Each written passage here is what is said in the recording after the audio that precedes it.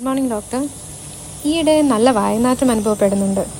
പല്ല് തേക്കുമ്പോഴും കട്ടിയുള്ള ആഹാരം കഴിക്കുമ്പോഴും മോണയിൽ നിന്ന് നല്ലവണ്ണം ബ്ലഡും വരുന്നുണ്ട്. ഒന്ന് ആലോചിച്ചു നോക്കിയേ, എത്ര കാലമായി ഡെന്റിസ്റ്റിനെ കണ്ടിട്ട്? ക്ലീൻ ചെയ്തിട്ട് ഒത്തിരിയായില്ലേ? അതുതന്നെയാണ് കാരണം. 6 മാസത്തിലൊരിക്കലെങ്കിലും ദന്ത ഡോക്ടറെ കണ്ട് പല്ല് ക്ലീൻ ചെയ്താൽ മേൽപ്പറഞ്ഞ ഒരുപാട് വിഷയങ്ങളിൽ നിന്ന് നിങ്ങൾക്ക് മുക്തി നേടാം. പല്ല് ഒരുപാട് കാലം ക്ലീൻ ചെയ്യാതെ മുന്നോട്ട് പോയാൽ മോണയിൽ നിന്ന് രക്തം വരുന്നതോടുകൂടി ക്രമേണ മോണപ്പഴുപ്പിലേക്ക് മാറും. ഇത്തരം സാഹചര്യങ്ങളിൽ വായ്ക്കുള്ളിൽ ഉണ്ടാകുന്ന ബാക്ടീരിയകൾ ഹൃദയത്തിൻ്റെ ആരോഗ്യത്തെ വരെ ബാധിക്കുന്നതാണ് എന്ന് ശാസ്ത്രം തെളിയിച്ചിട്ടുണ്ട്. ഡോക്ടർ, ചെറിയ തോതിൽ എനിക്ക് ഷുഗറുണ്ട്. അതെയോ? പ്രമേഹ രോഗികളിൽ പൊതുവെ രോഗപ്രതിരോധ ശേഷി കുറവായതിനാൽ വായ്ക്കുള്ളിൽ പെട്ടെന്ന് ബാക്ടീരിയകൾ പെരുകുകയും പല്ല് ഇളകി പോകുന്ന സാഹചര്യം ഉണ്ടാവുകയും ചെയ്യുന്നു.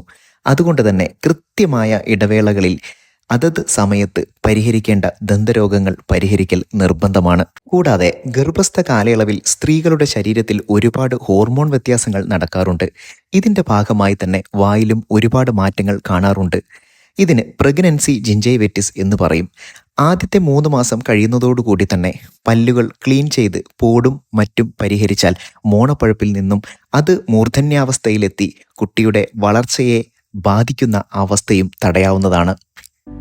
കൃത്യമായ ഇടവേളകളിൽ ദന്ത ഡോക്ടറെ സമീപിച്ച് പല്ല് ക്ലീൻ ചെയ്യുന്നതോടുകൂടി ഒരുപാട് ദന്തരോഗങ്ങൾ മുൻപേ കണ്ടെത്തുവാനും ചികിത്സിക്കുവാനും ചിലവേറിയ ചികിത്സയിൽ എത്താതിരിക്കുവാനും സാധിക്കും.